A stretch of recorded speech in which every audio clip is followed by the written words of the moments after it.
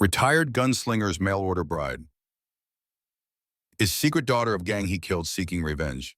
What happens when the West's most feared gunslinger tries to leave his violent past behind by ordering a mail-order bride only to discover she's the daughter of the outlaw gang he wiped out 5 years ago? She came for revenge, but found a truth that changed everything. This is a story of blood debts, hidden sacrifices, and love born from the ashes of vengeance. Hit that like button and subscribe to find out how a father's dying wish became his daughter's salvation. The letter trembled in Jake Morrison's weathered hands, not from age or fear, but from something he hadn't felt in 20 years.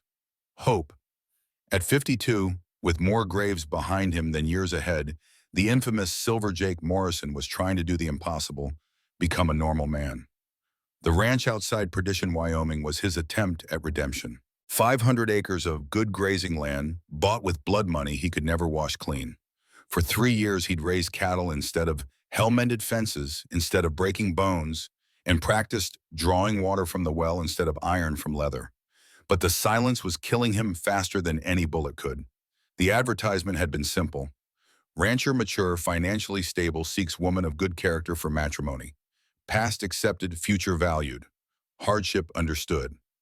He'd received 7 responses. 6 were from desperate women with children looking for security.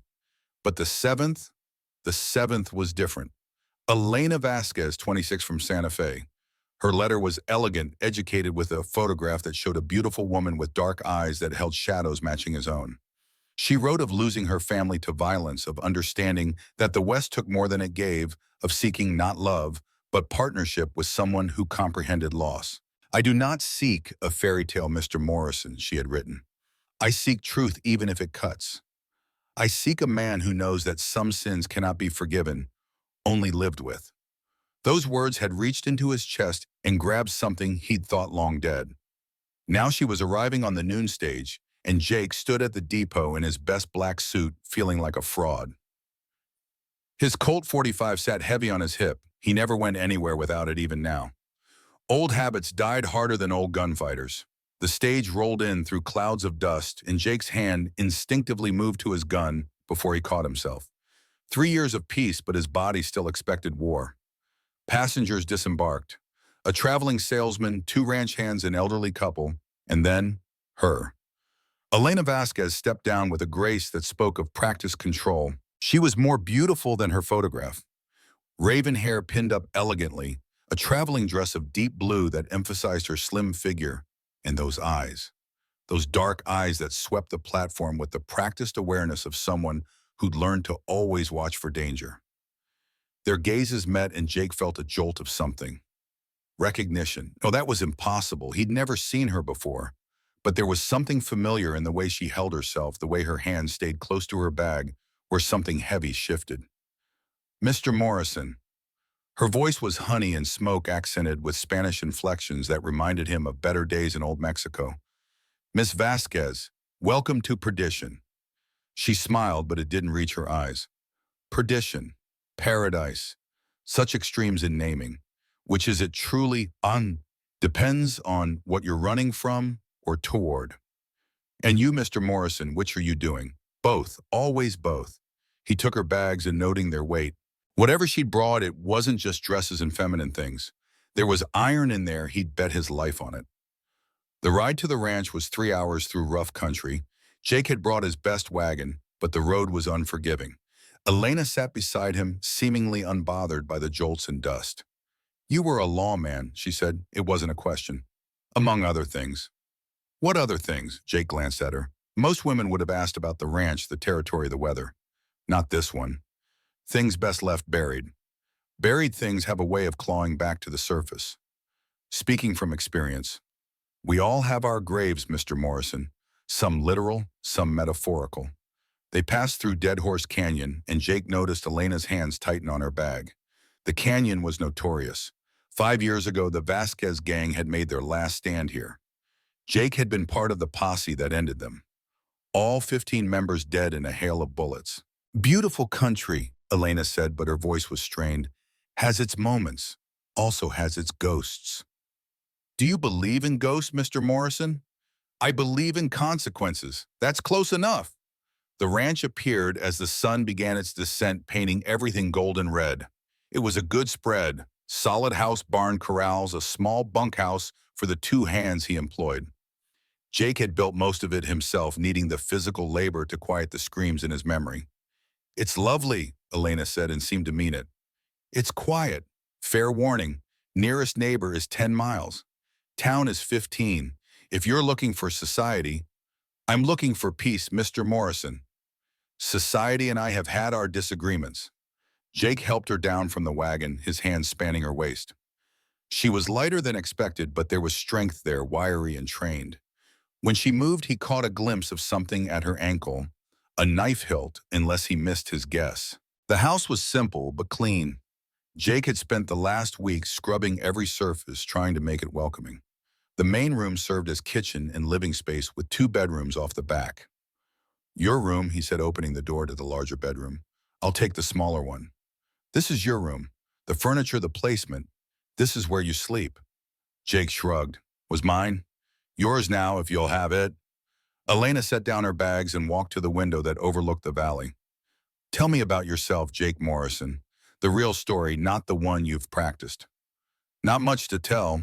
Grew up hard, learned to shoot young, made my living with a gun for too many years. Now I raise cattle." "And the men you killed?" Jake stiffened. "What makes you think your walk, your eyes, the way your hand never strays far from your gun? You're a killer, Mr. Morrison. Reformed perhaps, but a killer nonetheless." She turned to face him. "I need to know what kind. The kind that's still breathing when others aren't. Were they all bad men? Does it matter? Dead is dead." "It matters to me." Jake studied her face, looking for judgment, but finding only curiosity. "Most were bad. Some were just in the wrong place. A few were probably better men than me who just drew slower."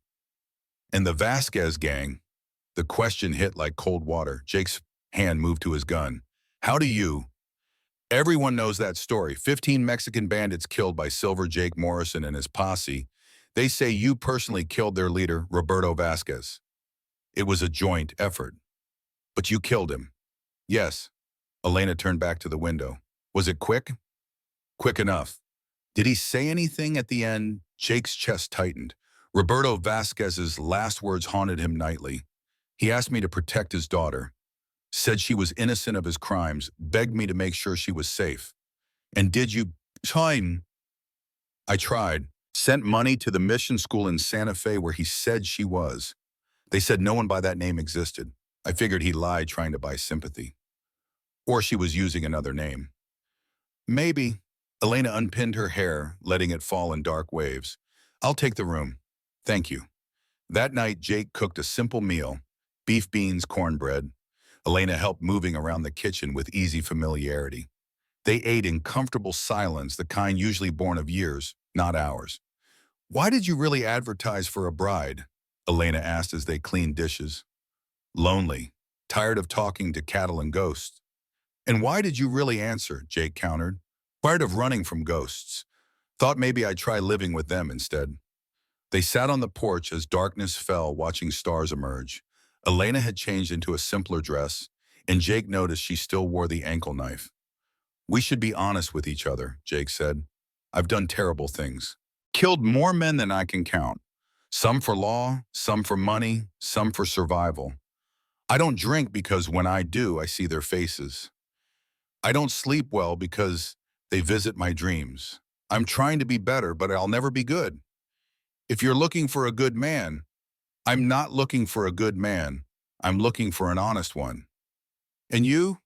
What's your truth?" Elena was quiet for so long. Jake thought she wouldn't answer. "Then my truth is that I came here to kill you." Jake's hand found his gun, but he didn't draw. "Why?" "Oh, because Roberto Vasquez was my father." The night seemed to hold its breath. Jake's finger rested on the trigger guard, ready but not committed. "But I can't," Elena continued, "because you're not the monster I expected. And because I think my father wanted this." "Wanted what?" "For you to protect me, even if it meant protecting me from myself." The truth lay between them like a loaded gun on the table. Neither moved for long moments, the night sounds of the ranch the only noise. You could still try, Jake said, finally his voice steady despite the tornado in his chest. I'm older, maybe slower. You're not slower. Your hand moved to your gun before I finished the sentence. You could kill me right now. But I won't. Why, bahay? Because your father asked me to protect you. And because I'm tired of killing. Even in self-defense. Elena stood pacing to the porch rail. Do you know what it's like growing up as the daughter of Roberto Vasquez hidden in mission schools, using false names, never able to claim my heritage, because it came with a death sentence?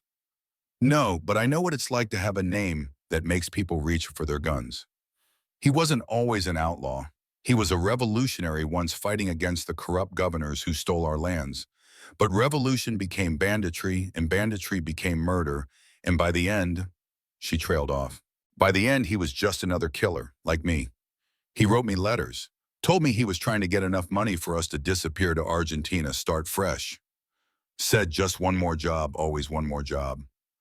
Jake poured 2 glasses of water from the pitcher. He didn't keep whiskey in the house anymore. Too dangerous for a man with his memories. The last job was the cavalry payroll. That's what brought us after him. $20,000. He said it would be enough. It would have been, if he'd lived. Elena turned to face him. I spent 5 years hating you, learning to shoot, to fight, to kill, all so I could face the famous Silver Jake Morrison and make him pay. And now I don't know, you're not what I expected. What did you expect? A monster. A cold-blooded killer who laughed while my father died. Not a lonely rancher who keeps his promises to dead men. Jake stood, moving carefully to show he meant no threat. Your father died brave. Faced us head-on when he could have run. His last thoughts were of you. Tell me, all of it. So Jake told her about the chase through the canyon, the gunfight, Roberto's last stand. He didn't spare himself in the telling. The fear, the violence, the terrible necessity of it all. He had you dead to rights, Jake said. Had his gun on me, could have fired. But he hesitated just for a second. That's when I shot. Why did he hesitate? I think he wanted to die. I think he knew it was the only way to free you from his shadow. Elena was crying now, silent tears that she didn't bother to hide. The money from the mission school, that was you. $500 a year for 5 years, all I could afford. It paid for my education, my training as a nurse. I helped people because of blood money from the man who killed my father. Life's full of ironies. Is that what this is, irony? I don't know what this is. They stood facing each other, predator and prey, except neither knew which was which anymore. I should hate you, Elena said. You should. I came here to kill you. I know. But when I saw you at the station, you looked so hopeful, like my letter was the first good thing in years. It was. Why? Jake struggled with words he'd never said aloud. Because you understood darkness, your letter, the way you wrote about loss and living with it.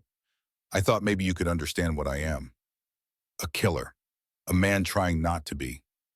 Elena moved closer, close enough that Jake could smell her perfume. Roses and gunpowder, an impossible combination. I'm still my father's daughter. I still have Vasquez blood. I know.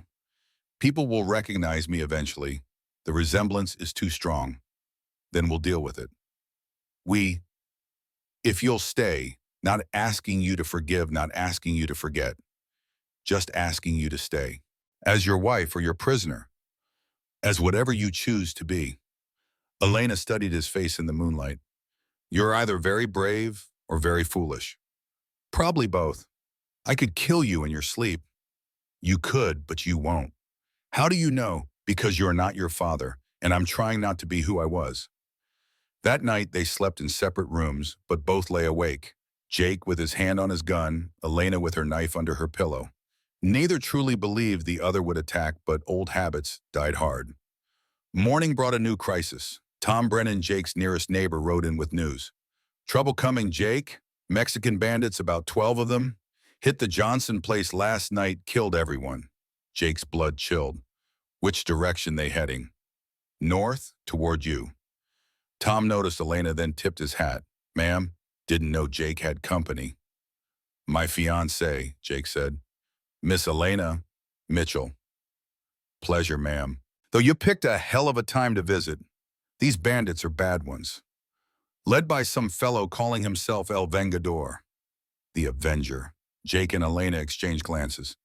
I'll ride with you, Jake, Tom offered. Like old times. No, get to town, warn the sheriff. I'll ford up here. After Tom left, Elena grabbed Jake's arm. El Vengador, that's Miguel Vasquez. My cousin? Come for you. Come for both of us. He knows I'm here. This is my fault. How could he know? I wrote him before I came. Told him my plan. He must have decided to finish what I started.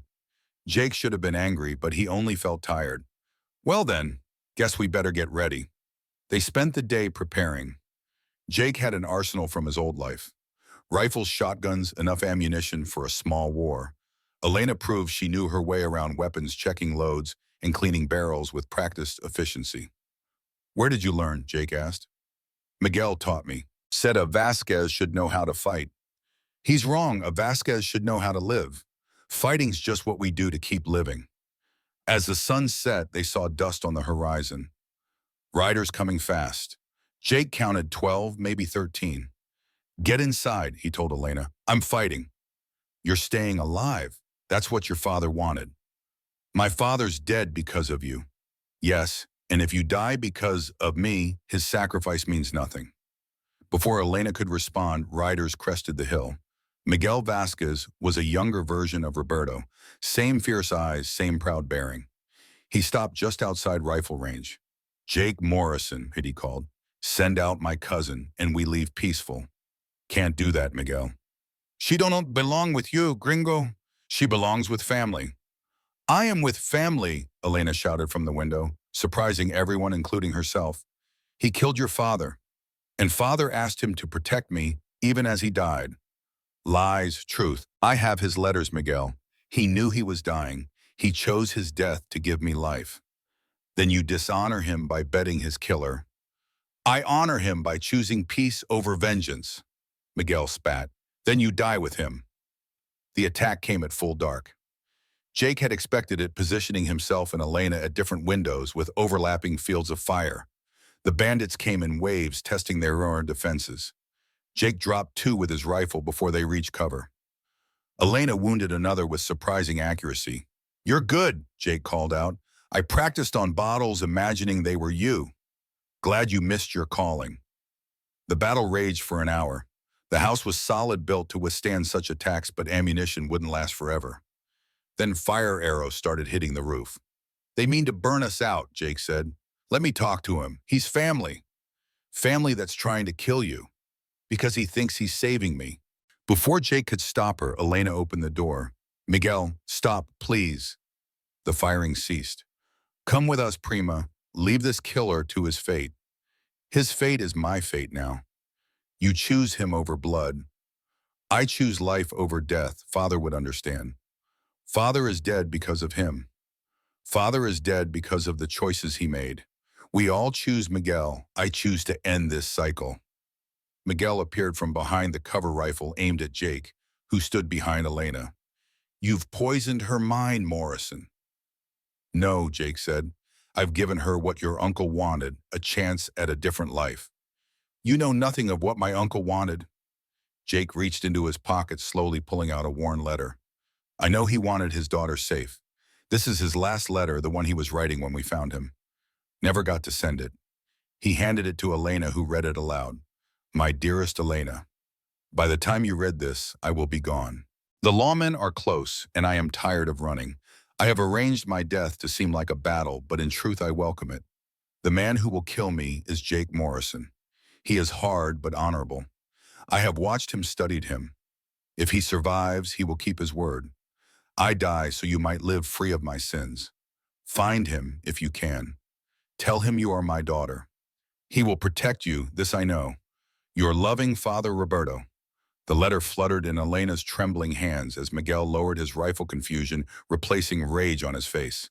That's Uncle Roberto, Roberto's writing. Your uncle was many things, Jake said quietly. But above all, he was a father who loved his daughter more than his own life. Miguel's men emerged from the cover weapon, still ready, but no longer aimed. The burning arrows had been extinguished, leaving scorch marks on the roof, but no real damage. You knew, Miguel said to Jake. You knew he wanted to die. I suspected. A man like Roberto doesn't hesitate unless he means to. He had me cold, could have killed me easy. Instead, he gave me the shot. Why didn't you tell anyone? Would you have believed me? Would anyone easier to let him die a bandito's death than explain he committed suicide by lawman? Elena walked toward her cousin, the letter still in her hand. He saved me, Miguel. Both of them did. Father by dying, Jake by living with the guilt. You forgive him, just like that. No, forgiveness isn't mine to give, but I can choose to move forward instead of backward. Miguel studied his cousin, then looked at Jake.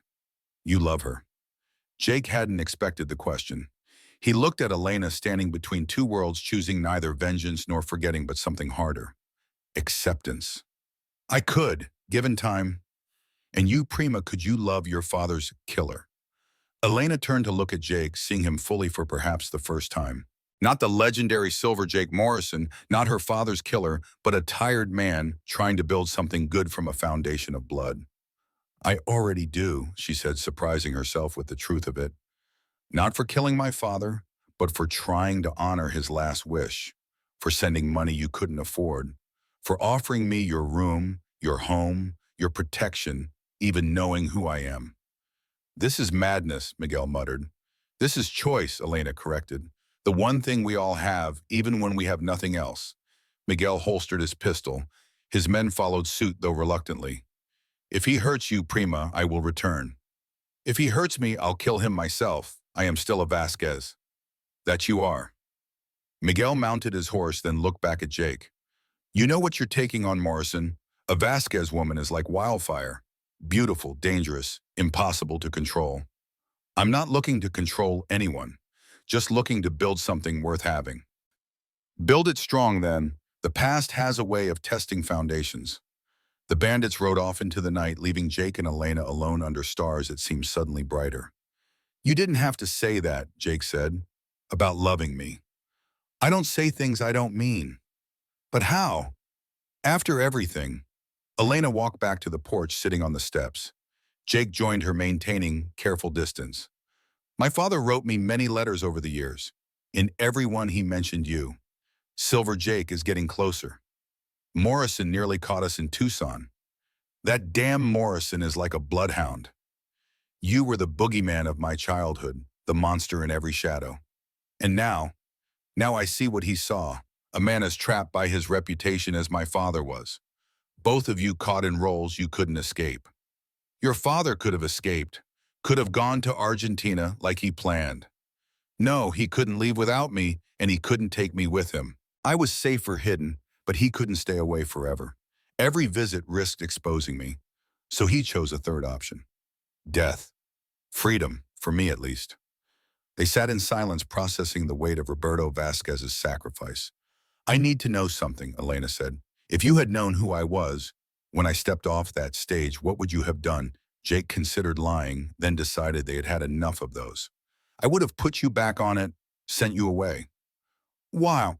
Because you deserve better than being tied to your father's killer. And now I know you're not tied to anything. You're choosing. That's different. Is it? Choice is everything. It's what separates us from animals, from our past, from our mistakes. We can choose to be better. Or worse. That too. Elena stood, extending her hand to Jake. Then I choose this. Whatever this is. Whatever it becomes. Jake took her hand, calloused palm against calloused palm. It won't be easy. People will talk. Some will recognize you. Let them. I'm done hiding. And Miguel might come back. He might, or he might find his own peace. And us, what are we? Elena considered. Two people trying to build something new from broken pieces. Isn't that what everyone is really up to? That night, for the first time, they sat together in the main room planning. Not their defense against the world, but their offense toward the future. The ranch needed work, expanding the herd, fixing fences, maybe adding horses. I know horses, Elena offered. Father taught me, before everything went bad. We could use a good horse trainer, market strong for trained mounts. And I can help with the cattle. I'm not afraid of hard work. Never thought you were. As the fire died to embers, Elena asked, do you still see them, the men you killed? Every night. Does it get easier? No, but you learn to live with ghosts. They become part of you, reminders of who you were and who you're trying not to be. I have ghosts too, not of people I killed, but of the person I might have been. If father had stayed a revolutionary, if mother hadn't died, if. Can't live in ifs. No, but we can learn from them.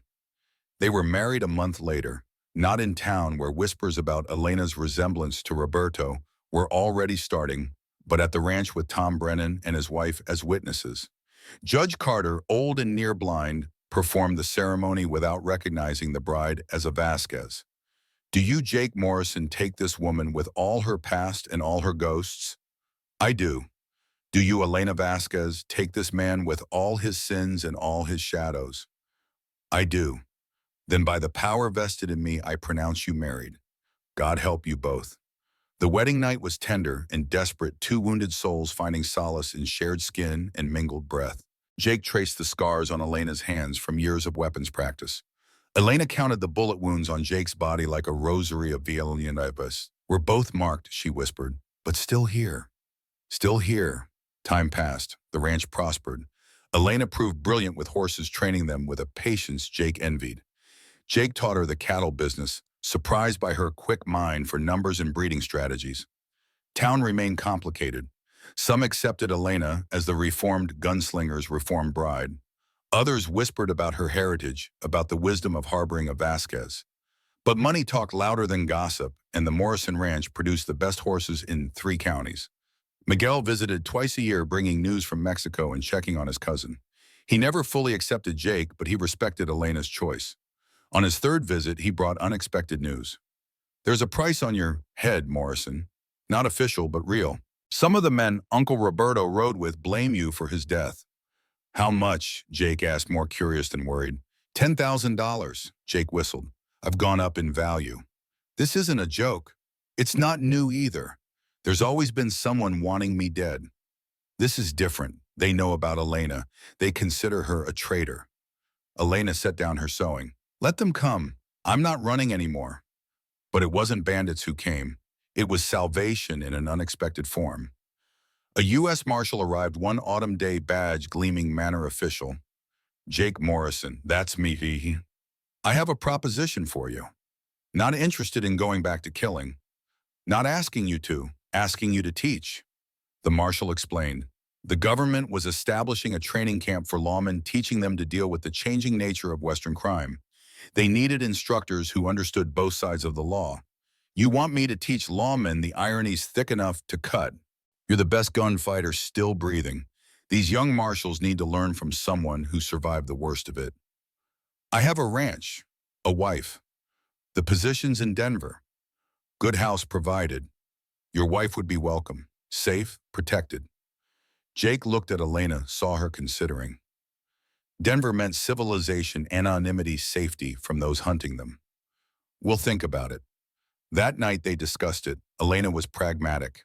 The ranch is good, but we're always looking over our shoulders here. Denver might give us peace. You'd leave everything we built. We built it together. We can build something new together too. What about Miguel? Miguel can visit Denver as easily as here. And my past becomes your credential. Instead of running from it, you use it. Jake pulled her close. When did you become so wise? When I chose love over vengeance. Well, when they left for Denver that winter, selling the ranch to Tom Brennan with the promise he'd keep their horse's bloodline going. The house in Denver was modest but comfortable on a tree-lined street where no one knew the name Vasquez or cared about Silver Jake's reputation beyond his teaching abilities. Jake proved an excellent instructor, teaching not just marksmanship but judgment, when to shoot, and more importantly, when not to. His students included young men eager for glory and older ones who understood that survival mattered more than reputation. Elena found work at a hospital, her nursing skills welcomed without questions about her past. She saved lives with the same hands that had once trained to take them. They had 3 children over the years. Roberto named for his grandfather with Jake's full agreement, Sarah for Jake's mother, and Hope for what she represented. The children grew up knowing their history, the full truth of it, that their father had killed their grandfather, that their mother had come to kill their father, that love had grown from the rockiest of soil. Were you really going to kill Papa? Yeah, little Roberto asked one evening. I thought I was, Elena answered honestly, but your papa wasn't the monster I expected. What was he? Jake answered from the doorway. A man trying to be better than his worst mistakes. Did you make it? Sarah asked. Jake looked at his family, the Mexican bandit's daughter, the children who carried both blood and redemption in their veins. Still trying, every day, still trying. 20 years passed, Jake's hair went white, Elena's showed silver streaks. The children grew married, had children of their own. Roberto became a doctor, Sarah a teacher, Hope surprisingly a marshal like the students her father trained. Miguel died in a revolution in Mexico, fighting for the same causes his uncle once had, but with better results. He left a letter for Elena. Prima, you were right. Choice is everything. I chose to fight for change. You chose to change yourself. Both paths have honor. Your father would be proud. On what would have been Roberto Vasquez's 70th birthday, Jake and Elena visited his grave unmarked in the desert, where Jake had buried him with his own hands. I kept my promise, Jake said to the weathered stones marking the spot. I protected her, even from myself. And he kept his, Elena added. He freed me to choose my own path. They left flowers, desert roses that would wither in hours but bloomed brilliantly while they lasted. That evening, as they sat on their Denver porch watching grandchildren play, Elena asked, any regrets? Many, but not about us. Even knowing the pain we caused each other, pain was always going to be there. We just chose to share it instead of doubling it. That's either very romantic or very practical. Both, like us. A young marshal stopped by one of Jake's students full of questions about technique and philosophy. How do you live with it, Mr. Morrison, the killing? Jake looked at Elena at the life they'd built on a foundation of death and chosen resurrection. You don't live with it. You live despite it. You choose to be better than your worst moment. And if you're very lucky, you find someone who sees past what you've done to who you're trying to be. After the young man left, Elena took Jake's hand still strong despite the years. I saw, she said simply, from the beginning. From the moment you offered me your room, a killer doesn't give up his bed for comfort. A good man does. I'm not a good man. No, you're better. You're a man who chose to be good despite everything pulling you toward darkness. We both chose. Yes, we both chose. As night fell over Denver, they sat together, the gunslinger and the bandit's daughter, proof that even the bloodiest soil could nurture love if tended with truth, courage, and the revolutionary act of choosing forgiveness over vengeance.